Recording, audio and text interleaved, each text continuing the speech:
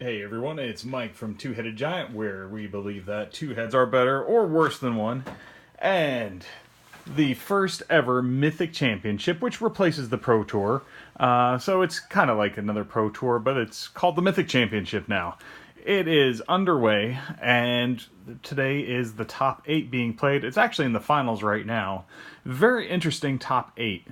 And I'm going to be highlighting over the next few videos the decks. It'll only be 5 videos long because there are 3 mono blue. There's an Azorius Aggro, a Simic Nexus, an Esper Control. Let's see, how many is that? That is 6. So then there is also is it Phoenix? And the deck that we're going to highlight today, it's called Gruul Aggro, but in reality I'm calling this Mono Red Gruul. Because, frankly, you guys have all seen this deck before. It is mono red. So, it is running 4 Fanatical Firebrands, 4 Viashino Pyromancers, 4 of our old Gitu Lava Runners, 4 Runaway Steamkin. No big surprises from this list as far as mono red goes. I mean, this is like one of the bigger surprises, that there's only 3 Chain Whirlers. Oh no, guys. Only 3 Chain Whirlers. The 4th sits solidly in our sideboard, though.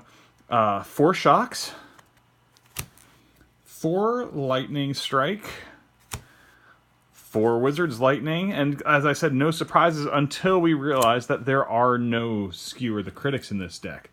0.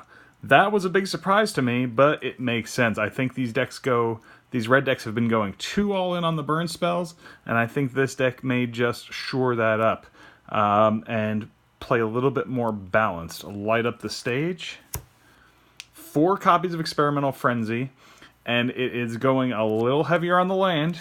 So we have 1, 2, 3, 4, 5, 13 mountains, 4 stomping grounds, and 4 of the Rootbound Crags, which means that it's playing 21 lands. And it's basically playing this to ensure that you always hit your mana for getting to Experimental Frenzy. That gives you your best shot of hitting 4. It's very important. And it's really, especially because you're playing Light Up the Stage, you have an even better chance of getting there. I found this list very interesting. I don't think you guys need explaining how it works. I mean, obviously, you want to get your damage in to make sure that Light Up the Stage can go off. 1,000,001 ways in this deck to do it. Firebrand is good in that 1 slot, and previously I took him out and was running 4 skewers, but he's great as a 1 mana way to be able to make sure that you get off your damage to make sure that you can light up the stage. So the important thing is the sideboard here. So what does this play to make sure that it does well against other decks? Because sideboarding is very important.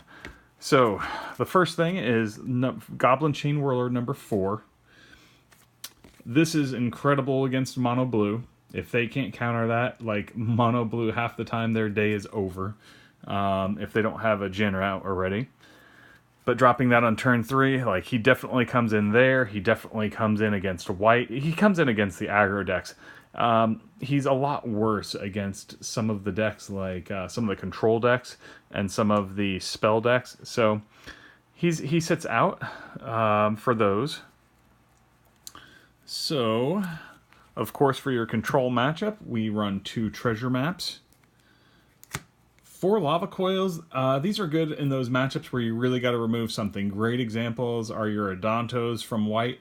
It's also really good for hitting those 4 toughness creatures like your Drakes, getting rid of Phoenixes. I mean, there's any number of things that this hits and deals with very well. Very important card in the sideboard, but obviously it doesn't play into the strategy of dealing as much damage as fast as you can. So on to the cards that make this actually be Gruul. So the first one I thought was 4 copies of Cindervines. 4 copies. Now, understand, every time that control guy, if he can't deal with this card, it's going to deal 1 damage to him. And when you are racing that deck, that control deck, trying to do as much damage as possible, dropping that might very well end the game. And, if they are sitting on their Search for Azcanta, or if they're sitting on their Wilderness Reclamation, or any number, or an opposing Experimental Frenzy, almost every deck plays a major enchantment right now, and this is an incredibly good way to be able to deal with that once it's on the field. That you can pretty much guarantee once it goes off that for the most part you're getting rid of that enchantment. But I mean, it's just great. I only have 3 copies in right now because I can't find my 4th. I'm fairly certain I have one, but and then the other card, I put 4 of these in because I have 4 of these and not 4 of the other one. 4 Collision Colossus. Both sides of this are really good. The right side Colossus is great for just out of nowhere winning a fight with a creature that you have no business winning. All of a sudden, you're going to overwhelm just about any creature in white. But, it's a great way. Like, they block with a big giant creature, and all of a sudden, Chain Whirler, Chain Whirler with this becoming a 7 damage first strike. You're pretty much just going to blow out almost any creature except maybe like Gate Colossus.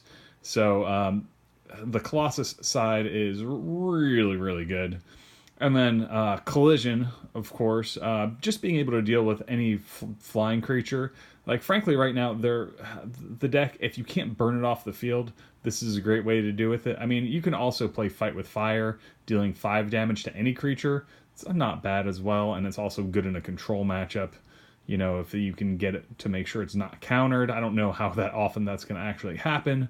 But this right here, being able to deal 6 damage to target creatures, hitting everything from a Lyra to a Doom Whisperer, and honestly, just even dealing with those problematic little Thief of Sanities. You have enough burn spells, but, frankly, these decks that with really threatening flyers, this is a great way to deal with them.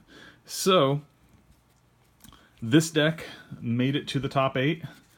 And it did not make it. Reed Duke actually took his mono blue deck, and we're going to be talking about mono blue in one of our upcoming videos, especially as that deck has made it to the finals. They are in Game 5 of the finals right now, which is Esper versus mono blue. And Reed Duke got defeated. There were 3 mono blue decks, but this one was defeated by Reed Duke's mono blue deck. And Mono Blue has some good tools to beat it, but I really like the Cinder Vines. That's a great way to be able to deal with everything from Mono Blue if this can manage to not get countered. That's the problem.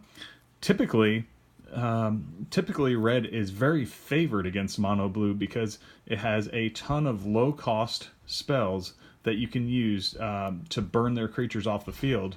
But in this case, Mono Blue was able to take away the victory from the one red deck that made top 8, and I'm frankly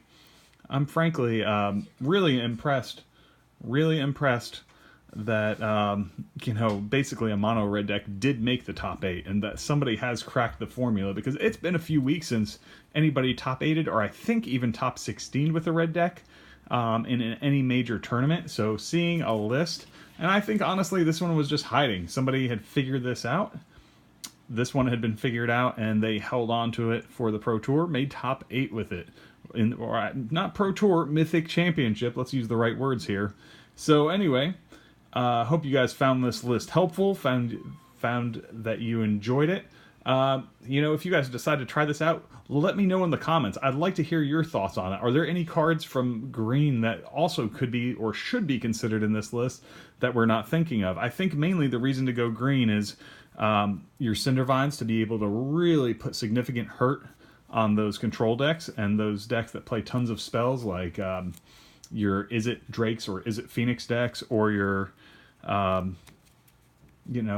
even mono blue, which plays 20 plus instants and sorceries, or non-creature spells, I should say. So, and finally, I just like that this gives you the ability to kind of just kill anything out of nowhere, and a lot of people aren't going to expect this. Now that it's out there, this may not work as well. Simply just spell piercing this off may just make the difference and make this a dead card, but not that you're going to mono blues the deck to play this against, but you know, I really like it in white, whether you're playing offensively or defensively. But the fact that it gives trample makes a big difference, getting through damage where you wouldn't expect to otherwise. Alright guys, so I've been at this for a few minutes. Don't want to go too long in this video. Hope to hear from you guys in the comments. Let us know what you've been having success with a lot lately. I would love to hear about it, what your favorite deck running in the format is right now, what you think the best deck is. Let's see. Also, if you found this helpful, found this enjoyable, make sure to shoot us a thumbs up, and also make sure to subscribe to the channel, share it with your friends, make sure to hit that bell, get the notifications. We appreciate your guys' support. Thanks for watching. Until next time, this is Mike from Two-Headed Giant, and we'll see you next time.